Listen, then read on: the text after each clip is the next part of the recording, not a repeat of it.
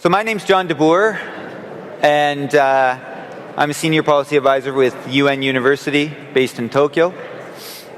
And I'm very pleased here to have on the panel with me Leslie Norton from DFAT-D, Director General of International Humanitarian Assistance Directorate, Nicholas Moyer, as you know, from the Humanitarian Coalition, and finally, Nick Harvey, who is the thematic lead for the World Humanitarian Summit.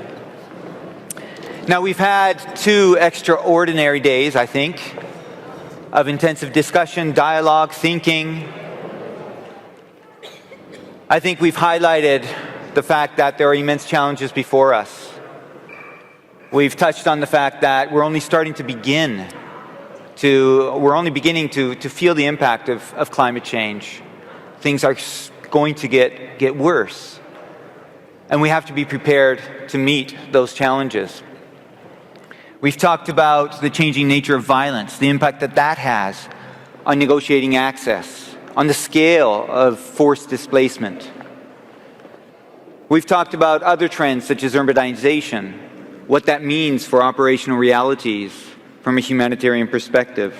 All very daunting, but we've also talked about opportunities. We've talked about the innovations that technology offer that enable us to scale up. We just talked about partnerships, not just with the private sector, but also amongst yourselves and joining up efforts. We've also talked about integrated responses. And finally, the role that research can play. These are all inspiring, I think, motivating, enabling us to meet what are daunting challenges and ever-increasing demands on the humanitarian system. So all of that discussion was very interesting, but where do we take it? Where from here? And I think one of the obvious answers is that we can feed into the World Humanitarian Summit. That's what's being expected, at least, not least from the United Nations and actors within this field, but most importantly, from those that are directly affected by these disasters. When Nick, myself, and the other team planning this second Canadian Humanitarian Conference were reflecting on the first conference and then, of course, planning for this one, we made a specific and intentional plan to link right into the World Humanitarian Summit. This isn't just about bringing the Canadian humanitarian sector together to discuss and to find ways to do things better. It's also about making a contribution to the global system, to making our voices heard. So what this panel is going to do is actually going to showcase some of the responses that you provided us through the survey. We're going to dig deeper to try and assess not just what it's saying, but how we overcome some of the barriers that are highlighted. And we're going to engage this in an interactive way. I'm going to engage you as an audience. We're going to engage the panel to hear about their perspectives on all of this. So without further ado, let me turn to your responses. What were they? I'm going to showcase just a few of the questions. The first one that I want to discuss, I think, is one that is overarching, that we've discussed throughout this conference. And it is, do you believe that the humanitarian system today is adequately equipped to respond to the needs of disaster-affected people? Overwhelmingly, 83% of you said no. I'm really curious to see who the 11% are that said yes. Are there anybody out there? They left early? So Anthony, how did you respond?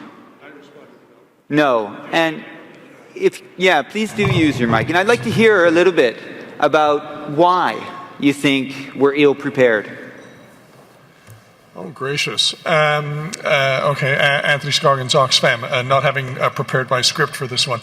I think there are a number of issues. I think many of them are explored in the ensuing sets of questions in terms of funding, in terms of organizational coordination, in terms of the changing nature of the humanitarian crises, and having a sense that we've got a bit of a model that's based on an old I'll use the word paradigm advisedly, but an old way of working, and that we have to look at new ones. I mean, I think a sense of much more awareness of the need to be accountable to the people that are affected by crises, a whole set of questions, issues. I mean, I didn't see it as a condemnation of the work that's being done as much as a challenge for the need for change and innovation.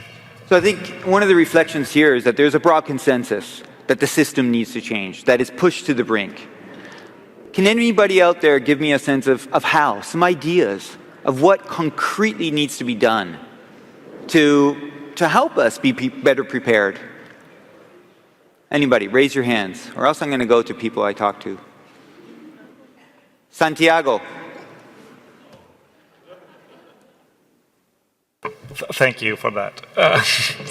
I think we have mentioned a couple of them. I think one of the lessons learned from the last years in making a better interventions was the lessons on the all UN reform, the clusters, and that's about working together. That's about partnerships, but that's about sharing tools. That's about creating a standard process that help us to do a better our job.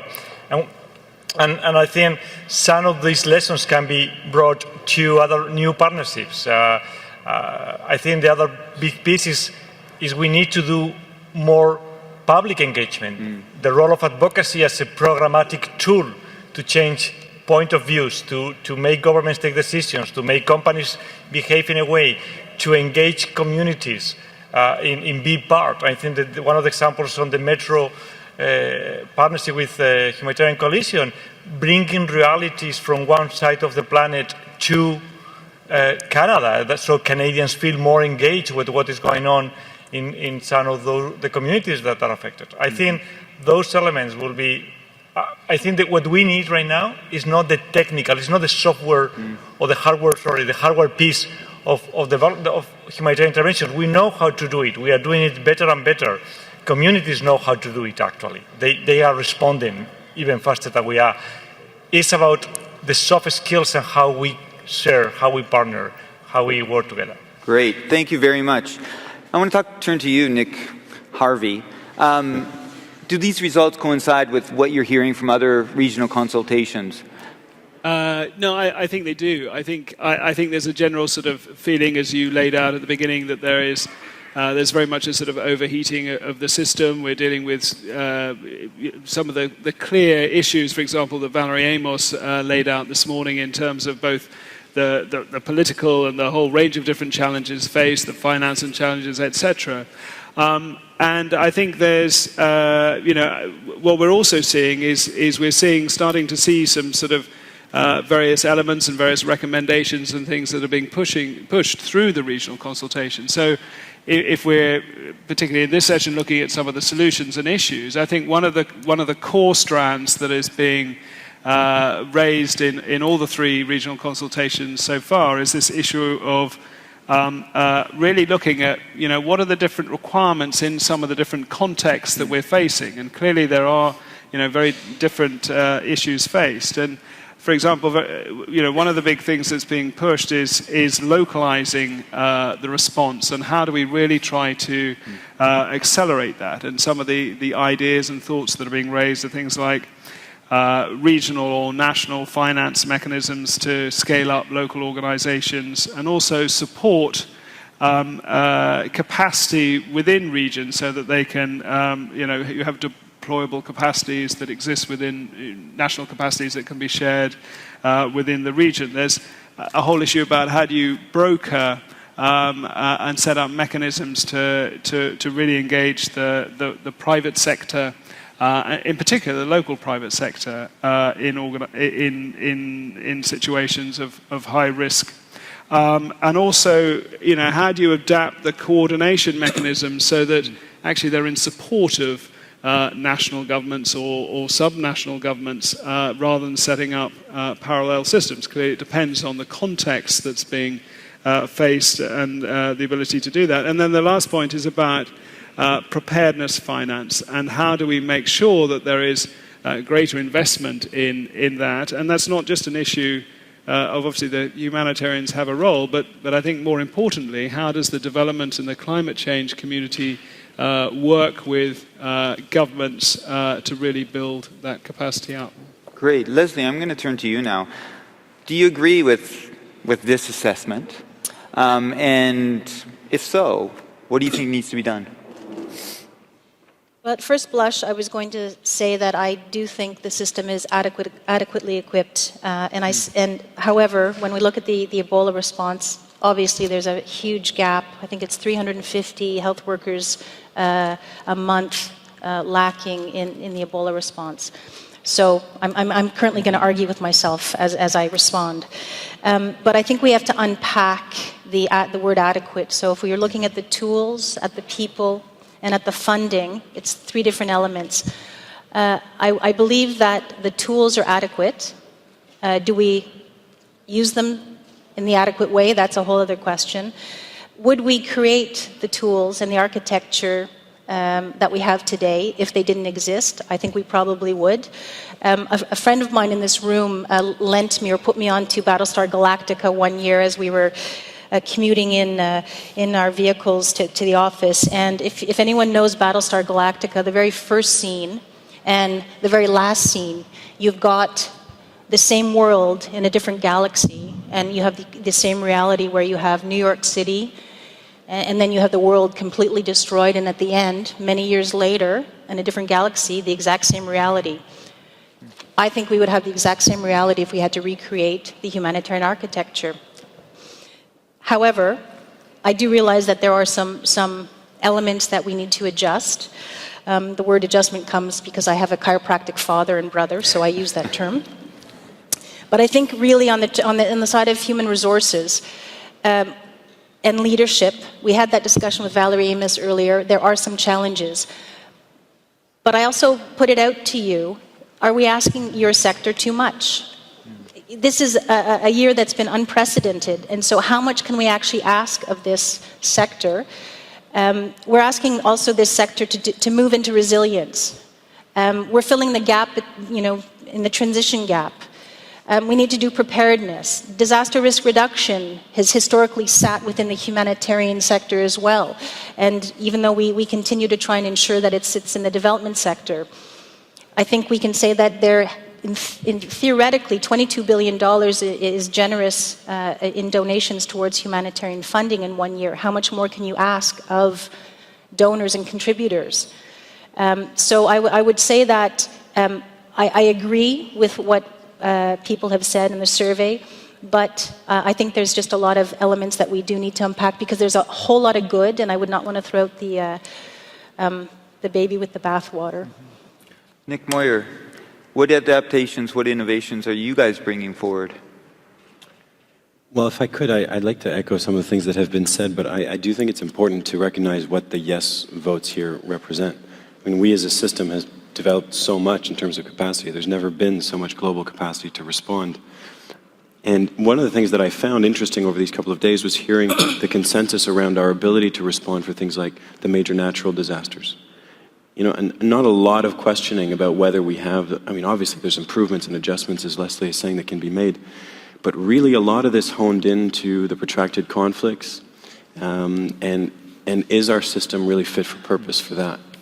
And I think there, if that's what people had in mind, and especially with this last year and the kinds of conflicts we've been looking at the world over, obviously the answer is no.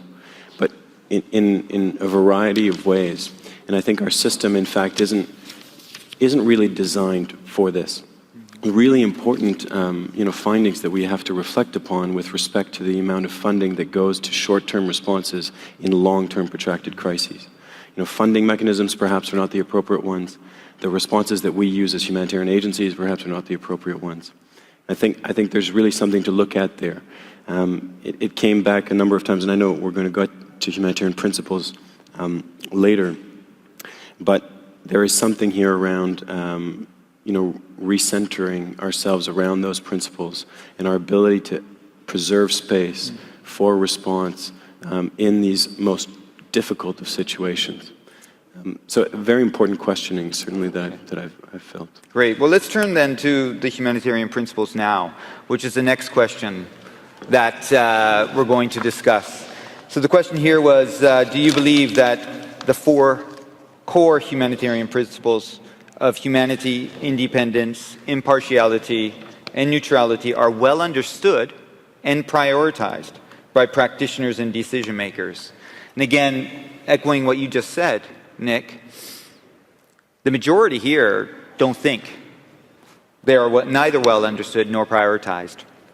Perhaps you can just follow up a little bit on that. Tell us, is that okay? Are there instances or situations when actually it's acceptable not to implement or to compromise on some of these principles? Wow, great questions. I'm actually impressed at how high the yes vote is on this in terms of awareness and understanding of the principles, because I actually am not sure that humanitarians, when asked, would all give the same answers for what each of these principles are and how they influence the work that they do. I do think there is obviously a sense, and we've heard it, we heard it from many in terms of the need for us to redefine these principles, restate them, remind ourselves of what they are, to define our access in some of the world's most difficult to reach places. But this is really something that has touched me, because there are so many elements to the principles that need to be recalled as we move forward. I'm reconnecting with what Leslie was saying, the DRR conversations, and how do we make that connection? Where do we define the humanitarian system and its specific purpose? We are witnessing, and this again is something I have heard and I feel is very real, the politicization of aid and the pressures that are on our system, from a political perspective. And we see it in northern Iraq today, the challenges that we're facing in terms of international intervention, military intervention, and what that means for our humanitarian actors. And are we really speaking as loudly as we need to about the principles? I don't think so. There is an interesting point, and I really thought it fascinating, the idea that we might want to revisit some of the concepts around neutrality. I don't know about revisiting completely, but these were some of the points that have been brought up by HAP, in some of their reviews. There are certain elements of neutrality that perhaps the ability to be able to speak out on issues is something that I think is very real, and we need to struggle with that as a community. Do we as agencies all fully sign on to all elements of these principles? Still remains to be determined, and a question worth having. Thanks, Nick. Leslie, over to you perhaps. As Valerie Amos mentioned this morning, there's an increasing push to politicize some of the work that humanitarians do. The pressure seems to be increasing, probably won't be decreasing. What are some of the strategies that you use, some lessons that perhaps you've heard of as well, that can help safeguard the humanitarian space? And furthermore, maybe a follow-up to that would be, what can we take to the Humanitarian Summit in this respect to again help rectify perhaps the message that is coming from this graph? Thanks very much. I would guess that there's probably at this time 10 PhD students working just on that question, so I'll try and answer that in maybe a few sentences. I do wonder whether politicization is greater today than it was, for instance, in the decade of when we were dealing with Afghanistan. I ask that question because I think in every 5-year cycle we do have one very politically charged emergency that we are all faced with. And I'd be very interested to see studies as to whether it is more politically charged today, whether there is increased politicization today than there was, let's say, a decade ago. We really need the practitioners to understand well and prioritize humanitarian principles, because as a government, we're not neutral. We're not expected to be neutral. But what I find interesting is in a period of time where politicization is on, one could hypothesize on the increase, our funding to the ICRC is the highest it's ever been in 1 year. That's an interesting observation. Perhaps the one lesson I've really learned from the last year is that when our partners can come in and explain why the principles matter, as opposed to just saying these are important, if you can explain the difference it makes on the ground, the access it gives you to beneficiaries, that's when you can see, illumination in eyes and decisions being taken, because you really make it very real. And so what I would throw back as a challenge to all of you is to always be ready to explain why the principles matter, not just that the principles matter. Well, let's take that challenge now and go out to the audience. Can anybody out there give us a description of when they've used these principles, how they've made a difference in their work? Don't everybody show your hands. I think Jesse's hand is up. Jesse. That's cruel. Well, I am a big believer in making sure we talk about the principles in terms of their role in access, because they're not just for the sake of it, they're not just for moral reasons, but they're so that we can safely access the people we seek to serve, and so that the people we seek to serve stay safe, because we want to be distinguished from armed actors in conflict. So we want to be independent, neutral, impartial in the way that we deliver our assistance, so that we can be distinguished as civilian players. We worked hard at this when I was working in Pakistan, and where the very generous Pakistani military and police wanted to offer escorts for our safety and security. For really well-intentioned reasons. They wanted to keep us safe, and they thought we were nuts to go flags up and logos, emblem blazing, wanting to be distinguished and distinct in the way that we were providing our assistance. But when we explained the principles, why, and we didn't explain the principles, and we talked about the fact that we wanted to be able to safely access communities, and that we wanted to be seen as distinctly civilian actors, it wasn't a difficult conversation. It was actually fairly well understood. So I do think it really does make a big difference. Thanks, Jesse. So this is a very interesting point, because the next graph that we're gonna talk about, kind of, I think, puts an additional strain, perhaps, on the question of impartiality. So when all of you were asked, given the current demands and limitations facing the humanitarian system, where should international efforts be directed to more effectively meet the needs of people affected by crises? And the large majority of you responded, strengthening local capacity. Now, when you're talking about humanitarian principles, impartiality, neutrality, and the answer to perhaps some of the challenges or humanitarian effectiveness is primarily a local one, which currently it is, but that also offers a lot of constraints in terms of some of the humanitarian principles. Now, I'm going to maybe turn to you, Nick Harvey. The key question here is not just about the answers. I think these probably largely coincide with some of what you're hearing from the regional consultations, strengthening local capacity, the move and the push to resilience, for example. But how do we do this? What are some of the mechanisms that actually can work to help us strengthen local capacity on the ground from a humanitarian perspective? Not necessarily from a development perspective, but a humanitarian one. Great, thanks. I agree with the bulk of what people have put there. The main people have responded there on the answer there. I think strengthening capacity of both government and local actors is certainly something which has come very strongly from the regional consultation so far, and I think it's important to look at within the whole arena of local actors, the sort of key role of the private sector, and I think we've heard quite a lot about that over the last 2 days.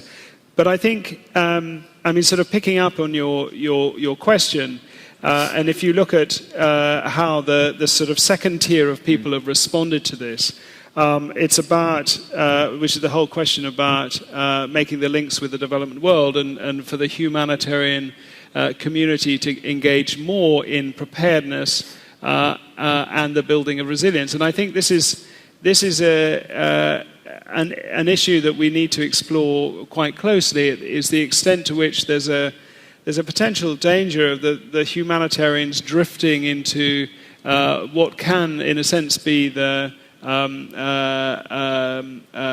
development world and taking on, in a sense, responsibilities that should sit more clearly into where development finance and climate change finance is existing. So I think we need to be quite careful, particularly with the sort of resource constraints and the pressures that exist within the international humanitarian system, that in a sense is a lot more disciplined in terms of how we engage and what are some of the limits that are set there.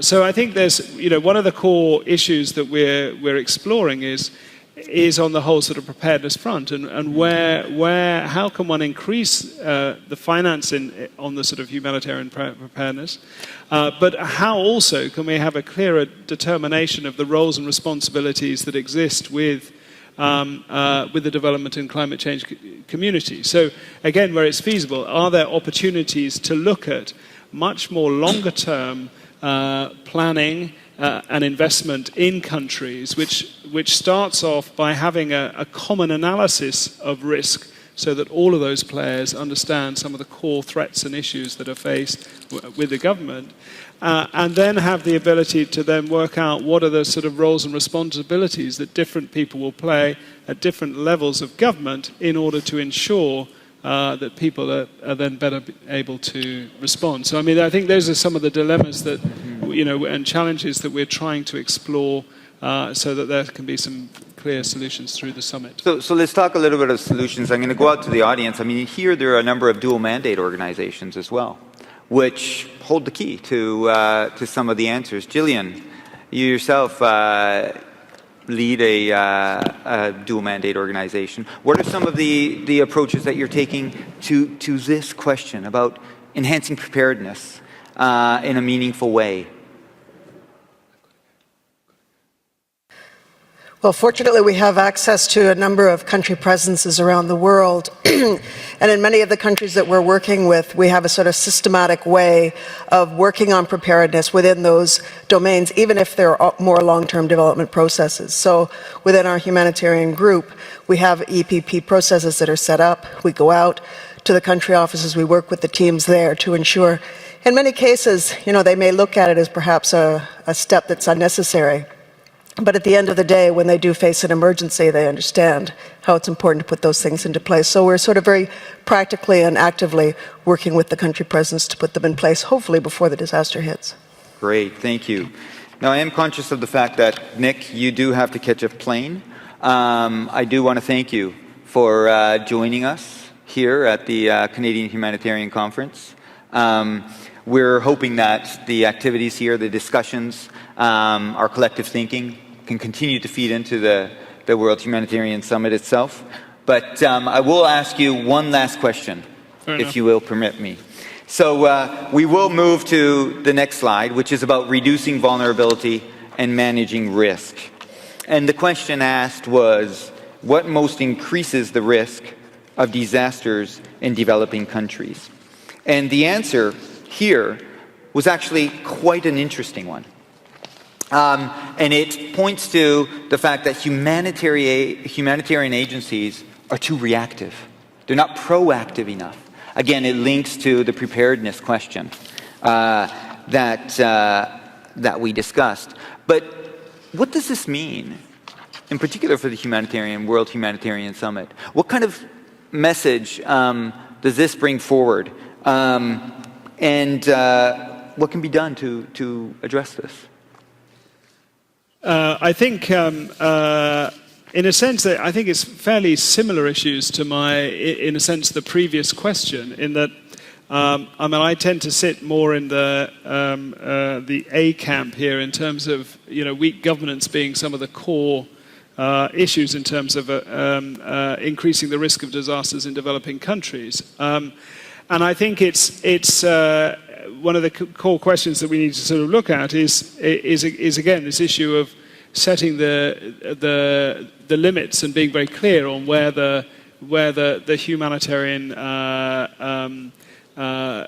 role should be within some of these settings, and being very clear on that, and not, in a sense, trying to absorb many more different activities. And I think certainly one of the issues that has been repeated, I think, in a number of occasions over the last few days is that, in a sense, over the past years, the humanitarian world has expanded and expanded in many different areas. And I think there's a danger that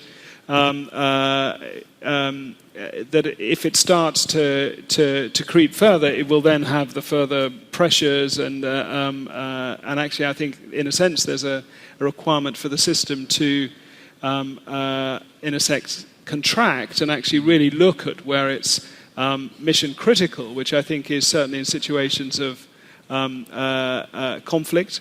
And where there really is catastrophic shock. And I think it's important that that is closely looked at.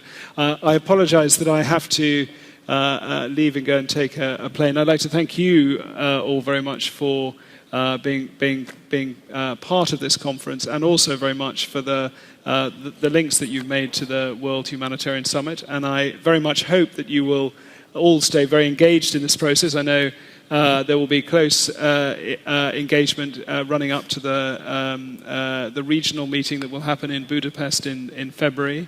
But I hope you will all sort of closely follow our journey over the next couple of years, and obviously stay closely linked. Thank you. Thank you very much, Nick.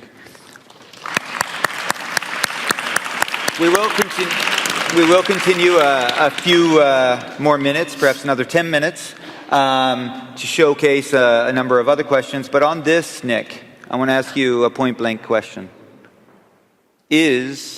Are we essentially leaving the development community off the hook in this case, when there's so much onus being placed on the humanitarian community to think about longer-term solutions? Well, I think in many respects they're the same community, and so we have to be conscious of that. I do think there is a profound issue here, where we're seeing that there are major crises that require longer-term solutions, and those aren't coming forward. And our governments world over and humanitarian agencies are trying to fill the void with humanitarian aid. And that is an issue, and we certainly see that. I say it again. It's mind-numbing. And Valerie Amos said it this morning, and we've seen in the GHA reports. The majority of humanitarian assistance is going to countries where it has been for multiple years. That's short-term thinking and short-term use of funding and responses for longer-term problems, which we struggle to address. I do think, though, this is an interesting question, because and I do have some issues with the way the question is posed, because what most increases the risk of disasters in developing countries, it's not the reactive approach of humanitarians. I mean, I think their vulnerability comes from other things, and I would side with my naming colleague here, Nick Harvey, that there are more issues around weak governance and around some of the larger demographic trends and climatic trends that we've seen that impact vulnerability. So I do think the conversation is larger. What I find fascinating is that we are seeing a period of unprecedented thinking in our sector, right? There's a convergence. Yeah. We've got the SDGs, we've got the post-Hyogo, March to Sendai, and then we've got the World Humanitarian Summit. Those they do need to be connected. It's problematic to me that there is some vying for positions around these things. I think we need to make sure those connections are there, but we have to be conscious that humanitarians aren't, and humanitarianism isn't the solution to every problem. Right. And we need to be clear about what those boundaries are. And in some cases, those boundaries are clear. In many cases, they're not. Very good advice. So we're just going to perhaps talk about two more, or showcase two more of your responses. And I'll go to another category, which is transformation through innovation. So the question posed was, should there be more tolerance for the possibility of risk and failure, particularly financial, in humanitarian innovations, as long as they abide by the 4 humanitarian principles of humanity, neutrality, impartiality, and independence? And earlier on, when we were talking about technology in previous sessions, you know, the example of medicine was raised, where they're allowed to fail 99 times because if they succeed one time, the payoff is big. We've all heard about how many times Steve Jobs reinvented the iPhone and finally came up. How many billions of dollars are invested in these kinds of innovations before you get a successful one? Leslie, so I want to ask you, you know, what are your views on this? Should we be more risk tolerant? I think we need to understand the nature of the risk that you're asking us to take. At the HRN Heads of Agency meeting 2 days ago, I was asked to speak about accountability and to look at accountability towards taxpayers, which is where the accountability of, as a public servant resides. But when you ask what type of risk are we willing to take, well, again, I will say let's unpack that a little bit. I think we're in the humanitarian realm, we allow, or we have a great amount of flexibility to share risk. You might have other views, but I would put forward that we do have a great amount of space to share risk, and this is why.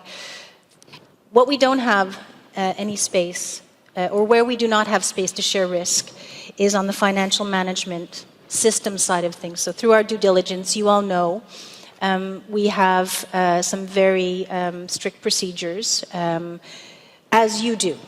And I think that's where we do have a meeting of minds. So you need to have very robust systems to show us that, in fact, you can deliver and that the finances are going to meet the needs or the end, or you will get the results that you had told us you will get. But then I would argue that we have a lot of tolerance for risk. Last year in IHA, we'd spent close to $770 million in humanitarian assistance in the broad range of conflict zones where there is a high amount of risk for all of your organizations. We couldn't have done that if we did not have a fair amount of space to share risk. I'll tell you where again, another place where we don't have any space for no tolerance would be if we did learn that there was a problem and we read it in the news, in the media, before we heard it from you. So, yes, there's a lot of space. We've spent we've actually with WFP, Mary Fowler's here, with WFP we've on innovation shared some of the risk on the Purchase for Progress and a couple other major initiatives, and there's been some great success. Through our responses to the broad range of very challenging conflicts, we're sharing risk.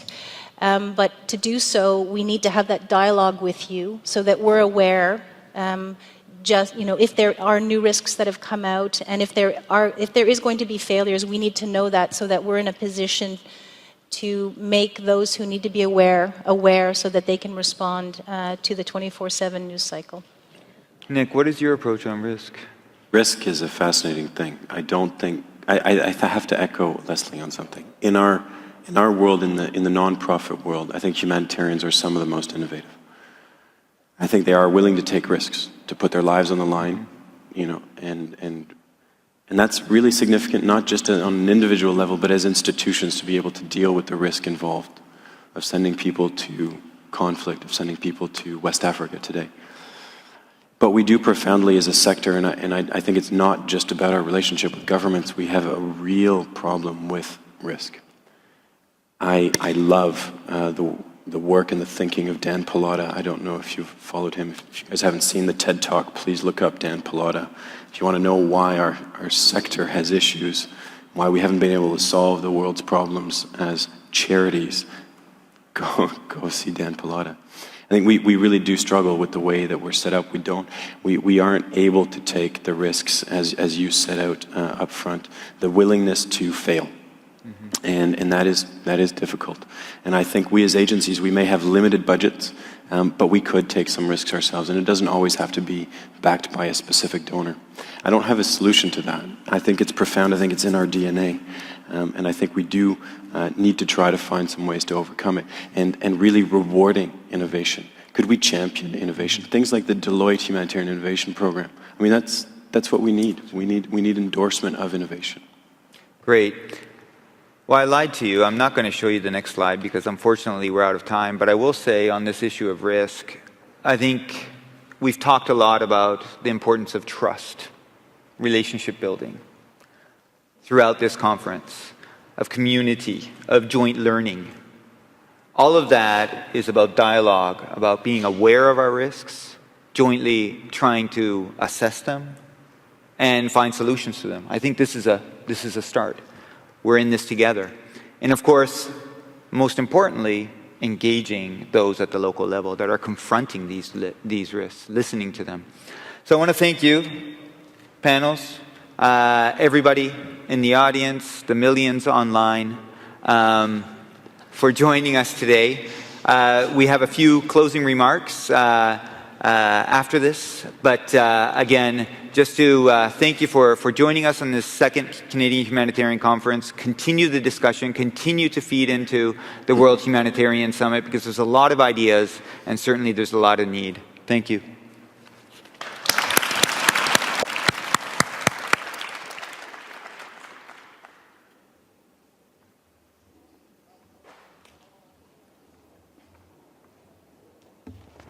I'm not going very far. So I'm not sure which microphones work. I'm wired in all over the place.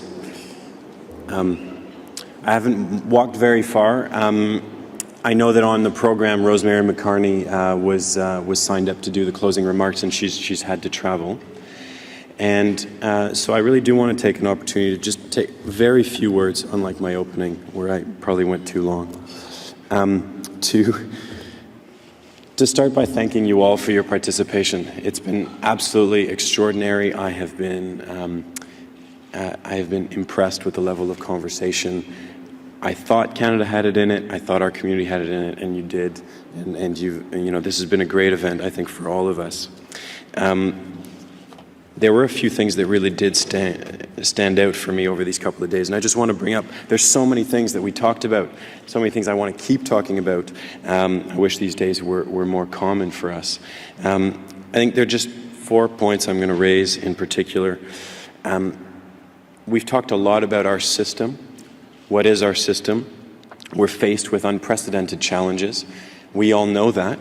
They come in so many forms in terms of urbanization, of increasing vulnerability, of climate change, and we've said all of these things. We've talked about it a lot. But all of that has been linked to conversations about progress and change and innovation. We've talked about how we can support local capacity and how that means that we'll change. And we've talked about this increasing complexity and connectivity. And I think it really does pose fundamental questions about us as Canadians, us as Canadian humanitarian actors, and what our role is in all of this. Innovation's a big word. It's been used in many different ways, but what really has struck me is some of the ideas that I've heard, and some of them are really pearls that I think have to be retained moving forward around what innovation means institutionally, how we can promote the taking of small risks that are manageable, that can then take us forward towards a greater a collective achievement in the future. To me, that really does relate to our community, which is my second point. We have now successfully conducted a second conference on humanitarian issues in Canada. I really do hope there will be a third. I can't promise when or how, and we'll have those conversations. And we really, and this connects to a point that Riaz made earlier, please do fill out your surveys. Tell us how you thought this went, because we need to know, and that's how we can produce a better event in the future. Our community needs ties.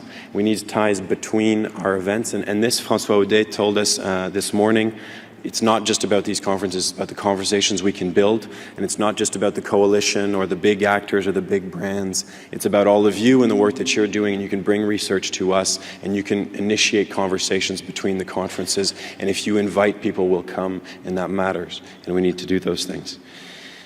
So our community is strong, it's growing, and we need to keep building those links, and that was my second point. But I think essential in everything that we talked about were our principles. We hold those dear.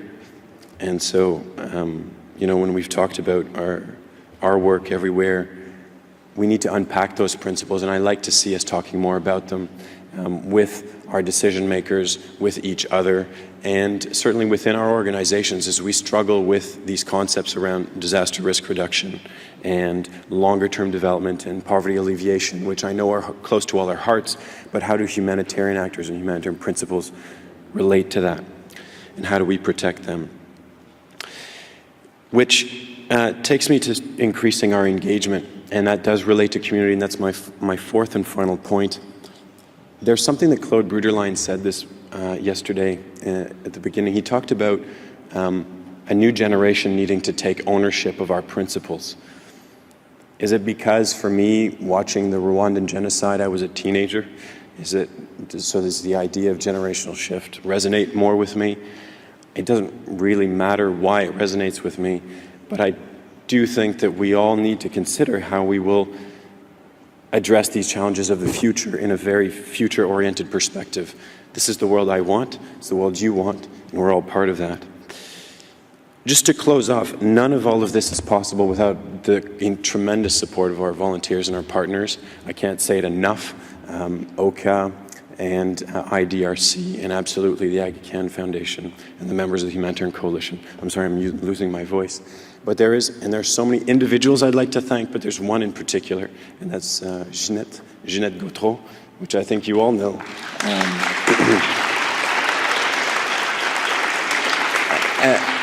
Everyone here has had some reason to be in touch with her with respect to this conference. She's had her fingerprints on everything, and the success here is all hers. So thank you very much, and I will hand over to Khalil, who welcomed here in the building, and we'll say a few closing remarks as well. Thank you. Thank you, Nick. Well, let me thank those of you tenacious few who have stayed with us till the end. Your reward is one more speech, for which you can be thankful. Look, it's left to me really to say just a few words of gratitude.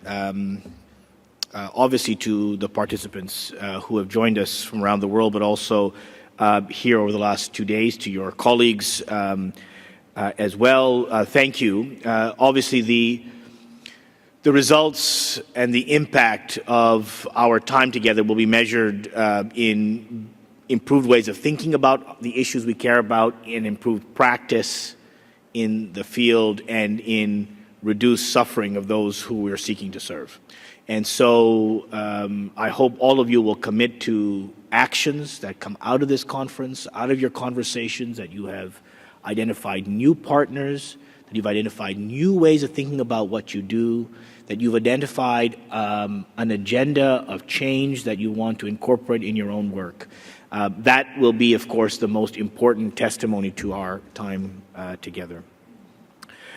We've had the great privilege of extraordinary speakers and panelists, Minister Parady, Valerie Amos, our officials from the World Humanitarian Summit, a host of other prominent people from around the world and across the country. We're very grateful to them all.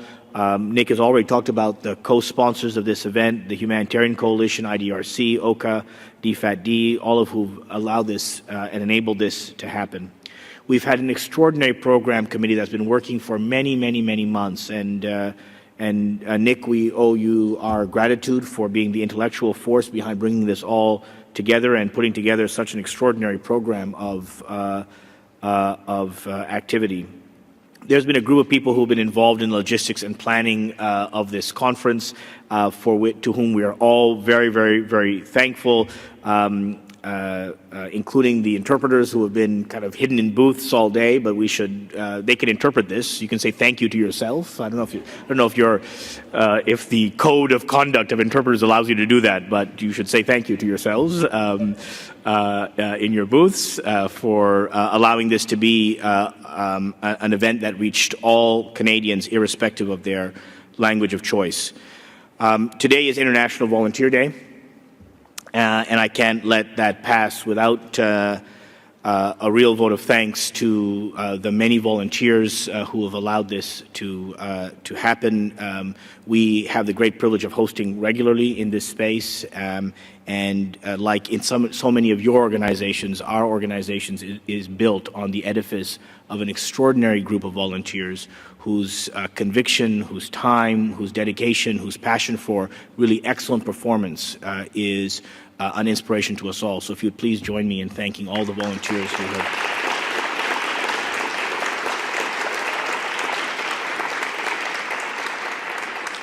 And there's been a group of people on the staff at AKFC whom I won't name because it's unbecoming of the host to name itself, but simply for me to thank them as well for their extraordinary work in making this all occur.